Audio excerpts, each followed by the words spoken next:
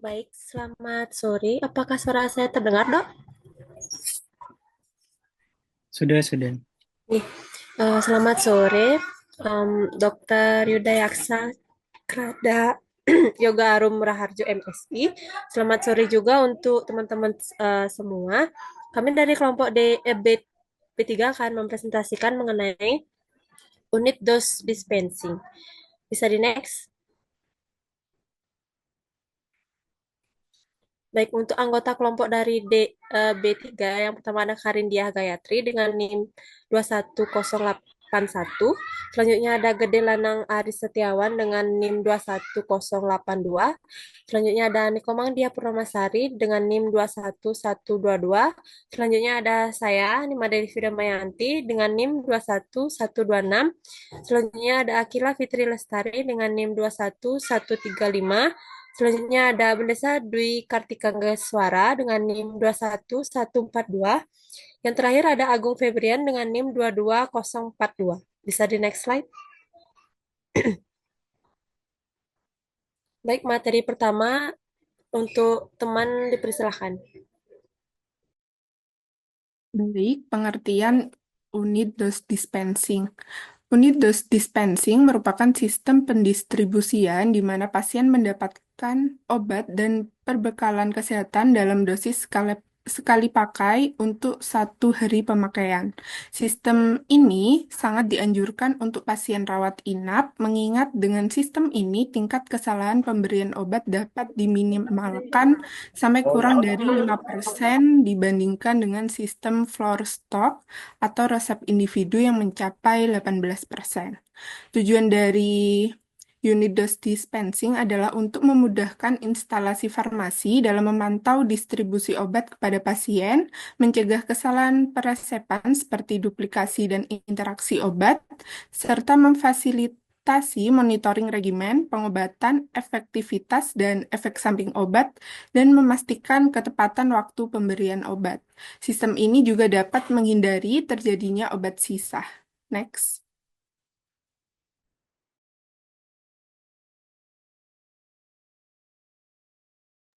Baik, izinkan saya untuk melanjutkan presentasi. Jadi yang kedua itu adalah komponen. Oke, untuk komponen dari unit dose dispensing sendiri itu secara besar ada tiga, yaitu petugas farmasi, apoteker, dan tenaga teknis kefarmasian. Kemudian nomor tiga ini apa namanya ruang distribusi ya. Oke, yang pertama itu adalah petugas farmasi. Untuk petugas farmasi ini merupakan sebuah atau setiap individu yang ada memiliki keahlian khusus di bidang farmasian dan memiliki kewenangan tertentu yang sudah diatur sesuai dengan perundang-undangan. Nah, untuk petugas farmasi sendiri itu ada dua jenis, yaitu apoteker dan tenaga teknis kefarmasian. Untuk apoteker sendiri itu merupakan seorang sarjana farmasi yang telah lulus sebagai apoteker dan telah mengucapkan sumpah jabatan apoteker. Dan yang kedua adalah tenaga teknis kefarmasian. Untuk tenaga teknis kefarmasian sendiri itu merupakan sebuah seorang tenaga yang membantu apoteker dalam menjalani ke pekerjaan kefarmasian. Nah, contohnya itu adalah sarjana farmasi, ahli media farmasi, ataupun analis farmasi. Yang kedua itu komponennya yang, maaf mungkin di slide itu tidak saya cantumkan. Yang kedua itu adalah seorang pengemas. Bukan seorang, maaf, pengemas. Untuk pengemas sendiri ini komponennya itu bisa dibilang penting karena mencakup dua macam, yaitu yang pertama bahan pengemas yang primer dan bahan pengemas yang sekunder. Untuk yang primer itu pengemas ini yang langsung kontak dengan sediaan farmasi seperti botol, ampul, strip ataupun eh, yang lainnya seperti itu. Untuk yang sekunder itu seperti karton atau kardus yang merupakan kemasan yang membungkus di bagian sekunder atau terluar. Dan yang terakhir itu adalah yang cukup penting juga adalah ruang distribusi. Untuk pelayanan rawat inap dapat kita bagi sebenarnya untuk ruang distribusi itu menjadi dua, yaitu metode sentralisasi ataupun metode desentralisasi. Oke, next.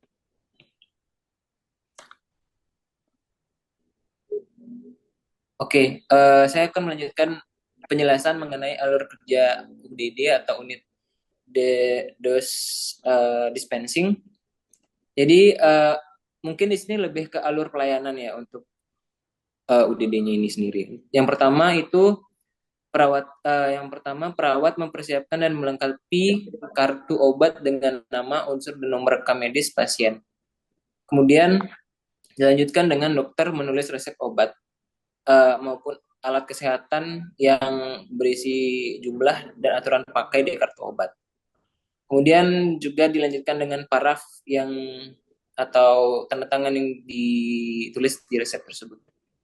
Kemudian yang ketiga adalah perawat menulis nama pasien dan jumlah kartu obat yang akan diserahkan ke instalasi farmasi. Kemudian perawat melakukan serah terima kartu obat dengan petugas di instalasi farmasi. Kelima, kartu obat dianalisis. Kemudian dianalisis dan diarahkan untuk penggunaan 1 hari saja. Kecuali memang ada permintaan khusus dari dokter, dan selanjutnya ada obat dan alat kesehatan itu disiapkan, selanjutnya diberikan etiket, dikemas, dan juga di-input di sistem rumah sakit atau sistem klinik, dan kemudian ditulis di formulir penggunaan obat yang ada di instalasi farmasi. Kemudian yang terakhir ada obat itu langsung disilakan kepada pasien oleh perawat ataupun dokter. Mungkin untuk next slide bisa dilanjutkan oleh teman saya.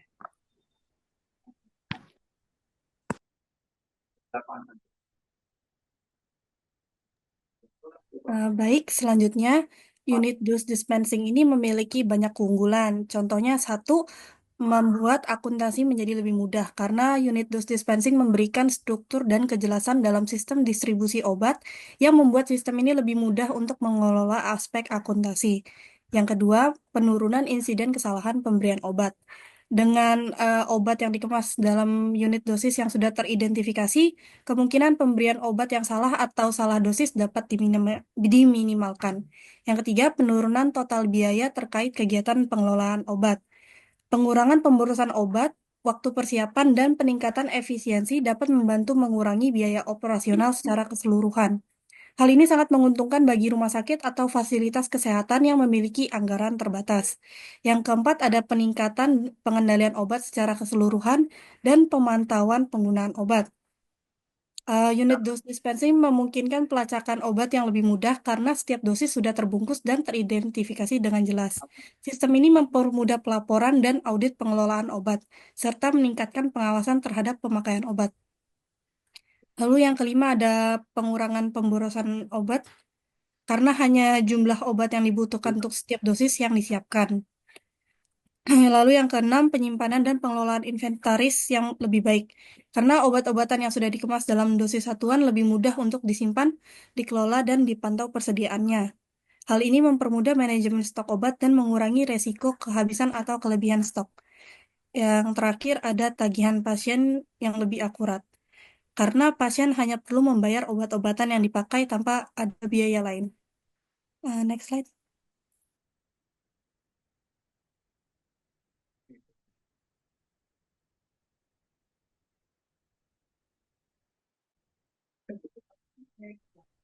Baik, untuk yang selanjutnya ada implementasi unit dose dispensing. Yang pertama ada persiapan infrastruktur. Sistem unit dose dispensing memerlukan perangkat khusus seperti mesin otomatis yang mampu mengemas obat dalam dosis tunggal. Selain itu, diperlukan ruang penyimpanan khusus di apotek untuk mengelola stok dan mengemas obat sesuai kebutuhan individual dari pasien tersebut. Yang kedua ada pemilihan obat dan pengelolaan stok. Obat-obatan yang sering digunakan, terutama yang memiliki risiko kesalahan diprioritaskan untuk diimplementasikan dalam sistem dosis tunggal. Hal ini memungkinkan pengelolaan stok yang lebih efektif, mengurangi pemborosan, dan memastikan obat tersedia sesuai kebutuhan. Untuk yang ketiga ada eh, proses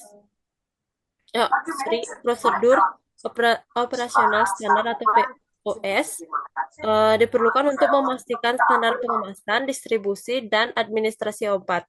Setiap dosis tunggal harus sesuai dengan resep dan kebutuhan pasien. POS ini juga mengatur eh, pelabelan obat dengan informasi seperti nama pasien, jenis obat, dosis, serta waktu pemberian. Bisa next slide. Baik, untuk yang keempat, ada pelatihan staf. Staf farmasi, perawat, dan pihak lain terlibat dalam pemberian obat perlu mendapatkan pelatihan khusus agar dapat mengoperasikan sistem ini dengan baik. Pelatihan meliputi pengemasan, penyimpanan, dan pencatatan dosis tunggal untuk meningkatkan kebutuhan dan akurasi pemberian obat. Untuk yang kelima, ada sistem pelacakan dan labeling. Untuk memastikan keamanan, setiap obat dalam dosis tunggal diberi label dengan informasi yang jelas untuk memudahkan pelacakan dan pencatatan. Sistem ini memastikan akurasi pemberian dosis dan memudahkan identifikasi obat dalam kondisi tertentu. Sistem pelacakan yang baik juga dapat membantu evaluasi dan audit terkait kemasan pasien. Untuk yang terakhir, yang keenam, ada monitoring dan evaluasi. Setelah implementasi di atas, dilakukan evaluasi berkala untuk memantau efektivitas sistem dan mengidentifikasi area yang perlu diperbaiki. Evaluasi ini dapat mencakup kepuasan pasien dalam tingkat kesalahan pemberian obat, serta efisien stok. Evaluasi rutin pada sistem unit dispensing ini membantu meningkatkan kualitas pelayanan dari farmasi. Bisa next. Baik, selanjutnya dari teman saya. Baik, selanjutnya merupakan tantangan dan kendala. Jadi tantangan dan kendala dalam penerapannya itu, yang pertama itu ada biaya investasi dan infrastruktur. Jadi biaya investasi dan infrastruktur ini juga memerlukan jumlah yang besar untuk pembelian perangkat dan juga teknologi pengemasan obat, pelatihan tenaga medis, serta infrastruktur pendukung lainnya. Lalu yang kedua itu ada keterbatasan jumlah tenaga farmasi atau sumber daya manusia, yaitu kurangnya jumlah tenaga farmasi atau apoteker yang terlatih dan juga memiliki pengalaman yang dan berpengalaman juga dapat menjadi tantangan serta kendala dari penerapan UDD ini. Jadi hal tersebut itu sangat diperlukan agar dapat memastikan distribusi obat itu berjalan dengan lancar dan juga tetap aman.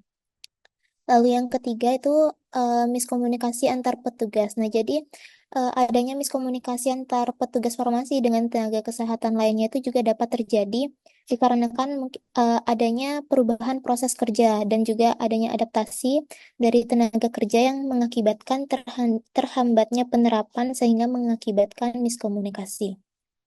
Selanjutnya yang keempat itu tidak memadainya peralatan ataupun teknologi. Jadi tidak memadainya peralatan khusus dalam pengemasan obat dan juga ruang penyimpanan.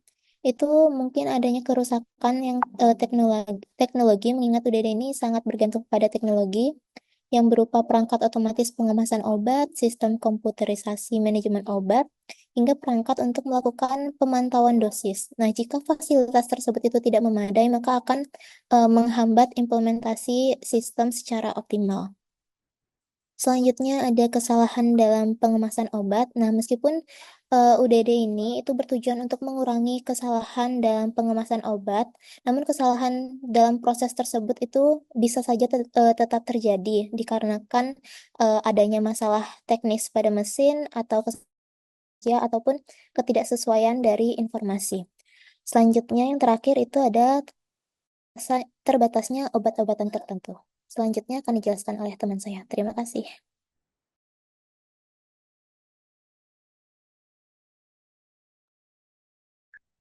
Baik, selanjutnya yaitu peran teknologi unit dose dispensing. Jadi teknologi unit dose dispensing atau yang disingkat dengan UUD ini memiliki peran penting dalam depo obat karena meningkatkan efisiensi, keamanan, dan akurasi dalam distribusi obat kepada pasien. Berikut beberapa peran teknologi dalam unit dose dispensing atau UUD. Yang pertama itu efisiensi pengelolaan obat. Jadi sistem informasi rumah sakit atau yang disingkat dengan SIM-RS memungkinkan distribusi obat dengan cepat dan terstruktur dengan memastikan pasien menerima dosis yang tepat sesuai jadwal. Yang kedua itu ada akurasi dan keamanan pemberian obat. Jadi teknologi informasi meminimalkan kesalahan dosis dan mengurangi resiko pemberian obat yang tidak tepat. Yang ketiga itu monitoring dan kontrol stok obat. Sistem informasi rumah sakit membantu farmasi dalam pemantauan stok obat secara real-time, memudahkan pemesanan ulang, dan menghindari kekurangan stok. Yang keempat itu peningkatan kualitas pelayanan pasien. Jadi dengan dukungan teknologi, unit dose dispensing membantu tenaga medis memberikan layanan yang lebih cepat dan responsif kepada pasien. Yang terakhir itu kepatuhan terhadap standar akreditasi. Jadi sistem unit dose berbasis sistem informasi rumah sakit memenuhi persyaratan akreditasi rumah sakit, terutama dalam memastikan obat tersedia dalam bentuk siap minum. Selanjutnya akan dijelaskan oleh rekan saya.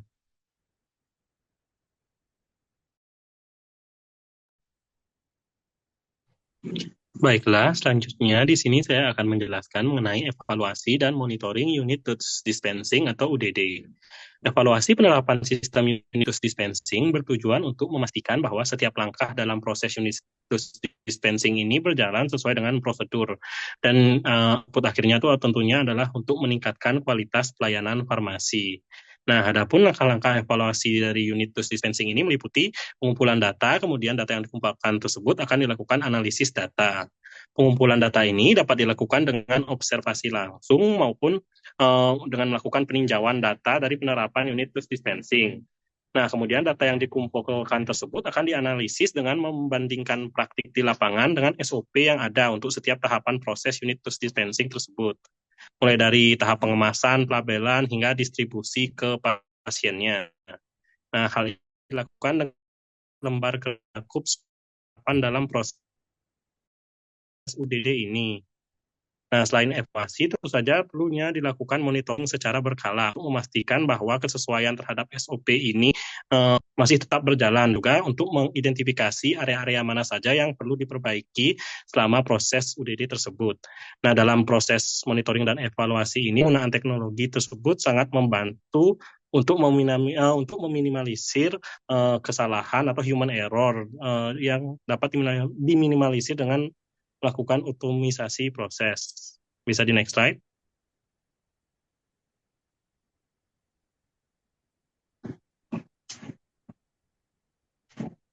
Bisa di next slide. Nah, terakhir di sini saya akan menjelaskan mengenai kesimpulan. Unit dose dispensing atau UDD merupakan sistem pendistribusian di mana pasien mendapatkan obat dan perbekalan kesehatan dalam dosis sekali pakai untuk 1 hari pemakaian. Sistem ini meminimalkan kesalahan pemberian obat, mengurangi pemborosan, dan meningkatkan kontrol serta monitoring pengelolaan obat. Implementasi UDD melibatkan penggunaan teknologi, pelatihan staf, dan prosedur standar untuk memastikan setiap tahap berjalan sesuai dengan prinsip keamanan dan efektivitas. Evaluasi dan monitoring rutin sangat diperlukan untuk memastikan kesesuaian pelaksanaan UDD dan meningkatkan kualitas pelayanan kesehatan farmasi. Bisa di next slide.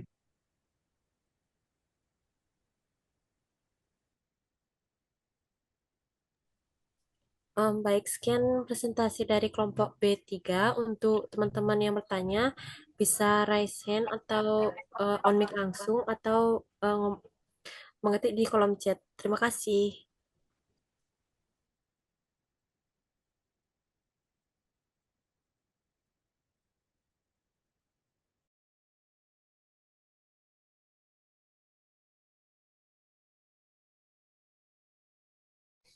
Baik, untuk ada pertanyaan di kolom chat dari Rizky Novriansah. dengan NIM 21103. Izin bertanya kepada kelompok B3, bagaimana sistem UDD dapat mengatasi tantangan dan pengelolaan obat-obat hewan yang memiliki masa simpan terbatas atau rentan terhadap degradasi? Baik, terima kasih untuk pertanyaannya. Kami tampung dulu. Teman-teman yang lain bisa dipersilakan.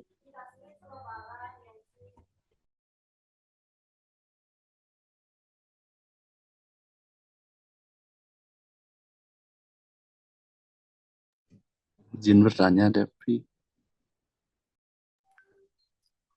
Ya, silakan Agus.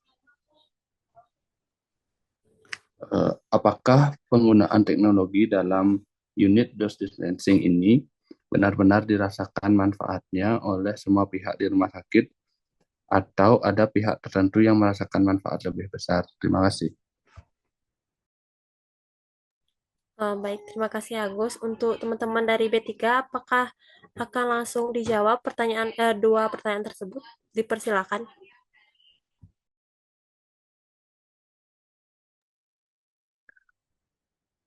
Mungkin saya izin menjawab dari pertanyaan Kak Agus, yaitu mengenai apakah penggunaan teknologi dalam unit dose dispensing ini benar-benar dirasakan manfaatnya oleh semua pihak di rumah sakit, atau ada pihak tertentu yang merasakan manfaat lebih besar. Jadi penggunaan teknologi dalam unit dose dispensing ini memang memberikan manfaat bagi berbagai pihak di rumah sakit, tetapi tingkat manfaat yang dirasakan bisa bervariasi. Yang pertama itu bisa dari pihak apoteker dan tenaga teknis kefarmasian. Jadi apoteker dan tenaga teknis kefarmasian mungkin merasakan manfaat yang lebih besar karena teknologi unit dose dispensing ini membantu mengurangi beban administrasi dan meningkatkan akurasi dalam persiapan serta distribusi obat. Dengan sistem informasi rumah sakit, mereka dapat memantau stok obat lebih efektif, mengurangi resiko kesalahan dalam dosis, dan memastikan bahwa obat yang tepat diberikan kepada pasien. Yang kedua itu ada dari pihak perawat. Jadi bagi perawat, teknologi unit dose dispensing ini melalui sistem informasi rumah sakit juga meningkatkan kemudahan karena obat yang sudah disiapkan dalam bentuk dosis tunggal siap pakai. Ini mempercepat proses pemberian obat ke pasien sehingga waktu perawat dapat lebih fokus pada pelayanan langsung. Namun proses adaptasi mungkin memerlukan waktu karena perawat harus menyesuaikan diri dengan sistem baru. Yang ketiga itu ada dari pihak dokter. Jadi dokter juga mendapat manfaat terutama dari aspek monitoring pengobatan pasien dan kepastian bahwa obat yang mereka resepkan akan diberi dengan akurat. Meskipun peran dokter dalam pengoperasian sistem informasi rumah sakit relatif lebih kecil dibanding apoteker dan perawat, mereka tetap diuntungkan dalam hal efisiensi dan kendala dalam proses perawatan pasien. Yang keempat itu ada dari pihak manajemen rumah sakit. Jadi manajemen rumah sakit merasakan manfaat strategis dan penerapan sistem informasi rumah sakit, terutama terkait dengan efisiensi operasional, penghematan biaya, dan peningkatan kualitas layanan yang sesuai dengan standar akreditasi. Data yang dihasilkan dari sistem informasi rumah sakit tentu manajemen dalam pengambilan keputusan berbasis data terkait pengelolaan obat dan pelayanan farmasi. Lalu yang terakhir itu ada dari pihak pasien. Jadi bagi pasien, manfaatnya itu terlihat dalam bentuk keamanan dan ketepatan dosis obat yang mereka terima, serta pelayanan yang lebih cepat dan profesional. Meskipun pasien tidak langsung menggunakan sistem informasi rumah sakit, mereka merasakan dampak melalui perbaikan kualitas layanan. Jadi secara sementara semua pihak mendapat manfaat dari teknologi dalam unit dose dispensing ini, baik itu dari apoteker, tenaga farmasi, dan manajemen rumah sakit kemungkinan merasakan dampak paling signifikan karena mereka memiliki peran yang intensif dalam pengelolaan dan administrasi obat. Mungkin itu jawaban dari kami. Apakah dari Kak Gus bisa diterima? Terima kasih.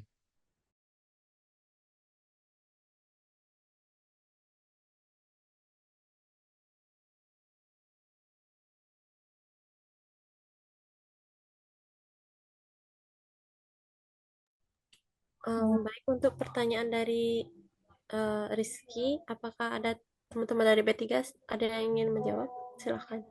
Baik, saya izin menjawab pertanyaan dari Rizky Novriansyah. bagaimana sistem UDD dapat mengatasi tantangan dalam pengelolaan obat yang memiliki masa simpan terbatas atau rentan terhadap degradasi.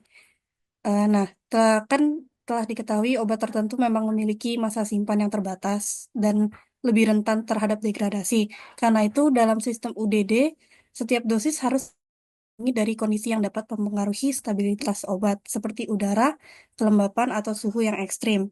Obat biasanya dikemas menggunakan teknologi yang dapat mempertahankan kualitas obat, seperti kemasan yang kedap udara, seperti blister pack atau vakum, yang akan mengurangi resiko oksidasi atau kontaminasi yang dapat merusak obat.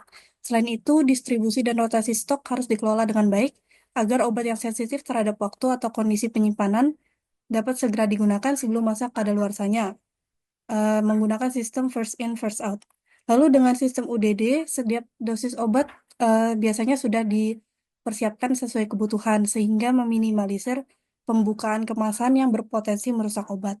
Dosis yang tepat disiapkan hanya saat dibutuhkan, mengurangi resiko penanganan atau penyimpanan obat yang tidak perlu. Sekian dari saya. Terima kasih.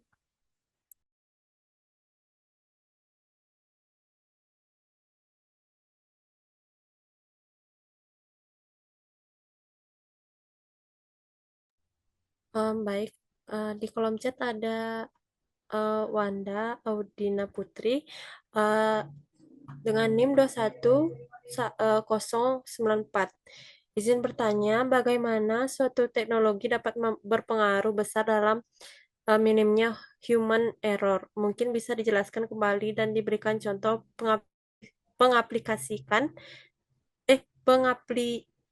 teknologi dalam UDD. Baik, terima kasih Wanda. Kami tampung dulu.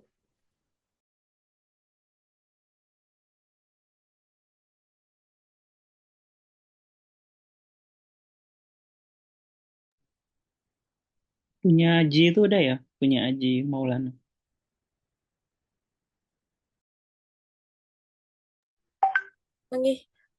Mohon maaf untuk Aji Maulana. Izin bertanya bagaimana sistem UDD ini dapat membantu dalam mencegah interaksi obat yang berbahaya pada pasien rawat inap. Dengan NIM 22098. Terima kasih Aji.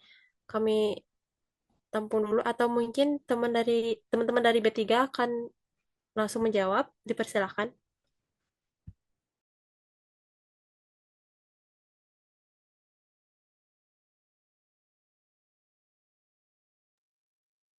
Baik, izin menjawab pertanyaan dari Aji Maulana. Bagaimana sistem UDD ini dapat membantu dalam mencegah interaksi obat yang berbahaya pada pasien rawat inap?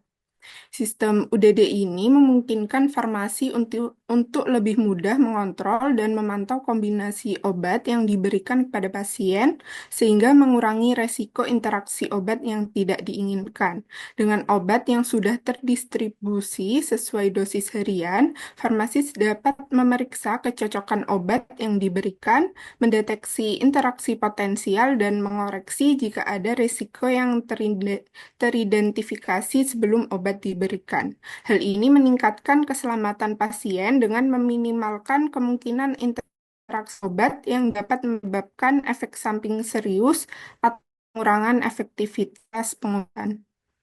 Baik, apakah bisa diterima?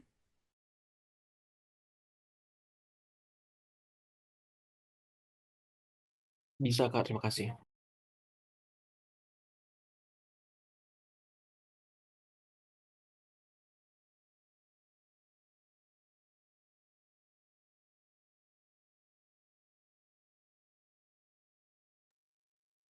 Izin masuk.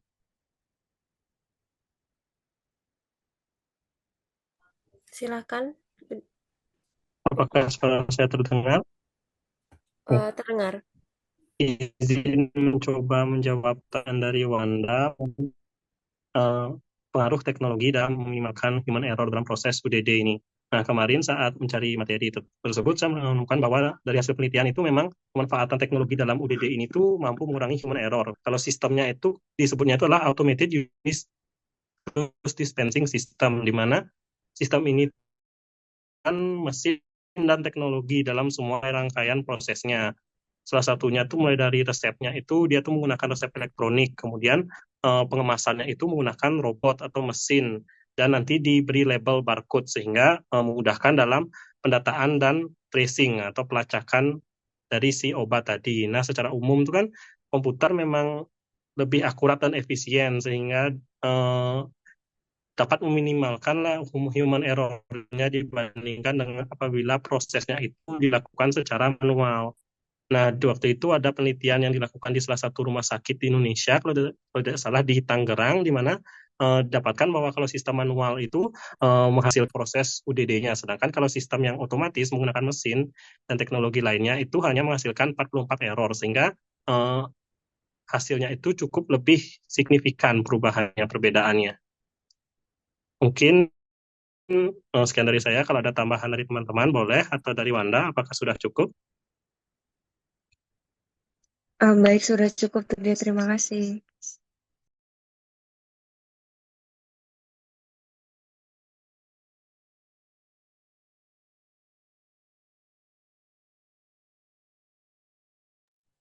Baik, terima kasih Torde dan Wanda. Untuk teman-teman ada apakah ada yang bertanya lagi? Izin bertanya, Ya, dipersilahkan. perkenalkan nama saya Mega Gina dengan NIM akhir 037. Izin bertanya kepada kelompok B3, mengapa obat ini dianalisis untuk penggunaan 1 hari saja dalam sistem UDD? Kemudian kapan misalnya pengecualian ini bisa diberikan? Terima kasih. Terima kasih, Mei. Untuk teman-teman B3, apakah langsung dijawab? Dipersilahkan.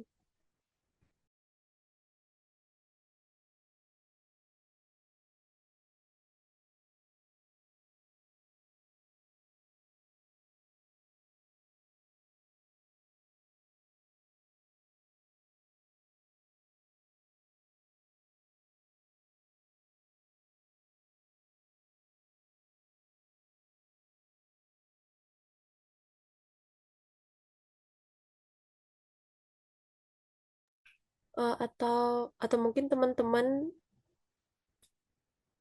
ada yang ingin bertanya lagi?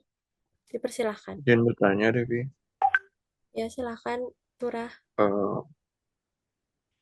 Saya izin bertanya kepada kelompoknya tentang apakah ada obat yang sulit diterapkan dalam sistem ODD ini.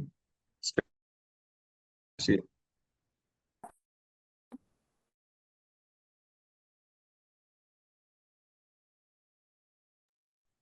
Baik, terima kasih Turah. Untuk teman-teman dari B3, apakah langsung dijawab? Dipersilahkan. Sudah 2 pertanyaan. Izin menjawab pertanyaan dari Turah. Untuk pertanyaannya, apakah ada obat yang sulit diterapkan dalam UDD? Nah, jadi menurut dari yang saya baca, obat yang sulit diterapkan itu dapat meliputi dari beberapa obat. Nah, contohnya itu seperti obat onkologi atau obat-obatan yang juga memerlukan dosis yang disesuaikan. Nah, hal tersebut itu sulit diterapkan itu karena bersifat tidak tetap dan juga memiliki perubahan yang dinamis, sehingga memerlukan perhatian khusus yang tidak dapat dioptimalkan dengan sistem pengemasan dosis tunggal. Di samping itu juga, tidak semua obat itu dapat dikemas dalam dosis unit dengan mudah karena beberapa obat itu juga memiliki masa simpan pendek dan juga obat yang mudah rusak atau obat dengan dosis yang bervariasi. Seperti itu. Mungkin bisa diterima, Turah. Baik, bisa diterima. Terima kasih. Lalu izin menjawab pertanyaan dari Mei. Tadi benar ya, untuk pertanyaan itu mengapa obat dianalisis untuk penggunaan 1 hari saja dalam penggunaan UD dan kapan pengecualian itu diberikan. Jadi obat itu dianalisis untuk penggunaan 1 hari aja itu untuk tujuannya untuk meminimalkan adanya risiko dari kesalahan dalam pemberian obat dan dosis, dan untuk memastikan obat yang diberikan nanti kepada pasien itu dalam kondisi yang terbaik. Kemudian dengan kita menyiapkan obat untuk hanya 1 hari saja, itu staf farmasi dan perawat juga dapat lebih mudah untuk mengelola serta memantau pemberian obat agar sesuai jadwal dan juga dosis yang tepat. Jadi itu dapat mengurangi risiko penggunaan obat yang tidak sesuai dan ataupun kadaluarsa. Jadi untuk penggunaan obat 1 hari saja itu adalah tujuannya. Kemudian untuk pengecualian sendiri itu dapat diberikan jika emang ada permintaan dari dokternya langsung atau karena keadaan tertentu. Jadi misalkan jika memang pasien memang memerlukan untuk dosis yang lebih besar ataupun dosis yang pemberian dosis yang dalam jangka waktu yang lebih lama, mungkin memang diperlukan sesuai dengan keadaannya. Jadi memang ada pengecualian dari dokter yang menyetujui seperti itu. Terima kasih.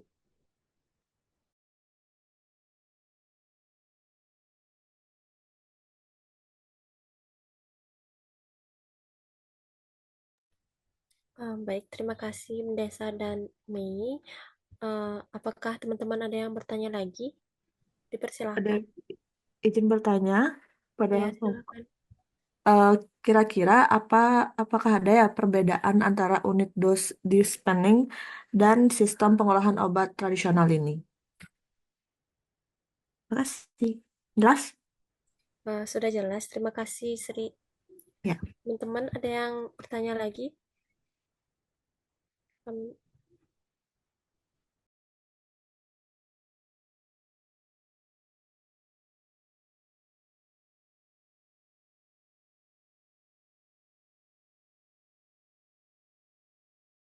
Baik, mungkin saya izin menjawab dari pertanyaan Sri. Apa perbedaan antara unit dose dispensing dan sistem pengelolaan obat tradisional? Perbedaan utamanya antara unit dose dispensing dengan dispensing dan sistem pengelolaan obat letak pada cara penyimpanan dan pembuatan obatnya. Dalam sistem tradisional, obat seringkali disiapkan dalam bentuk stok yang lebih besar dan dihitung ulang setiap kali diperlukan. Dan sementara unit dose dispensing ini melibatkan persiapan dosis yang sudah terpisah dan siap digunakan untuk setiap administrasi obat tersebut. Mungkin itu dari saya. Sri, apakah bisa diterima nih?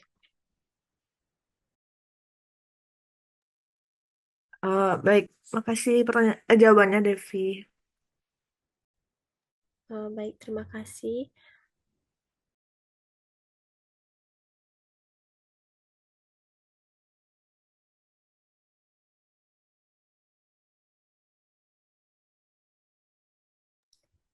Mungkin teman-teman ada yang ingin bertanya lagi? Apakah sudah cukup?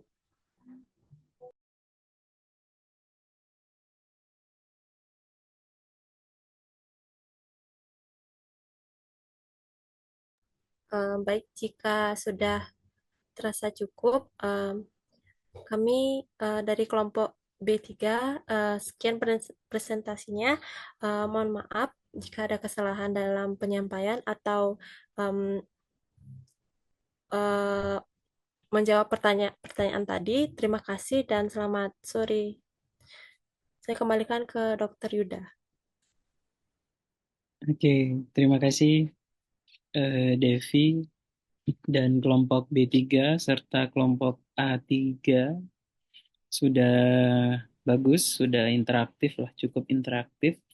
Cuman mungkin saya perjelas lagi, kalau UDD itu adalah sekali pemberian ya, atau persediaan sekali pemberian atau 1 hari gitu. Nah itu dia lebih singkat memang waktunya dan fokus gitu. Beda dengan floor stock. Kalau floor stock itu adalah stoknya yang bisa dipakai untuk mungkin beberapa hari atau beberapa minggu atau bulan gitu. Itu bedanya. Jadi di UDD itu dia lebih fokus terhadap pasiennya dan terhadap obatnya. Jadi sekali pemberian itu bedanya nanti. Jadi jangan, kenapa UDD harus 1 hari gitu? Sebenarnya bukan 1 hari, tapi setiap kali pemberian itu.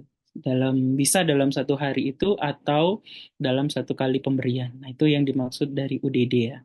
Jadi kalau misalnya lebih dari itu, berarti dia masuk ke dalam floor stock. Itu bedanya ya teman-teman ya. Oke, sudah cukup bagus. Mungkin saya rasa juga sudah cukup jelas. Tadi saya ngambil absensinya sekitar jam 5.20 ya teman-teman ya.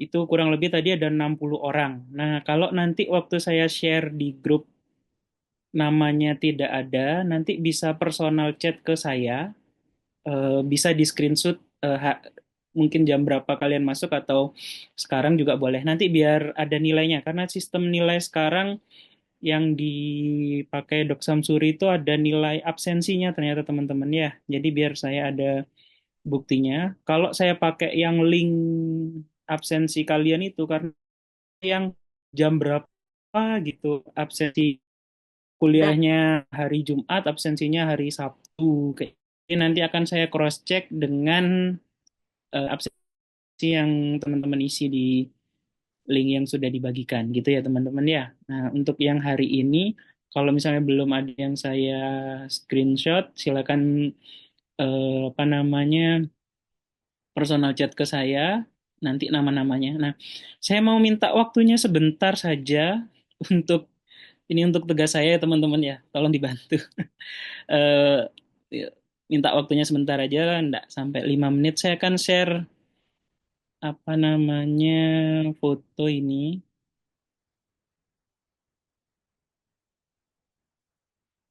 Jadi ini tugas saya di CPNS. Saya minta waktu untuk screenshot saja. Nah, di semester 3 saya belum ngajarnya belum gini, masih minggu depan. Nah, saya mau buat laporan hari ini gitu. Nah, ini ada link link link praktikum untuk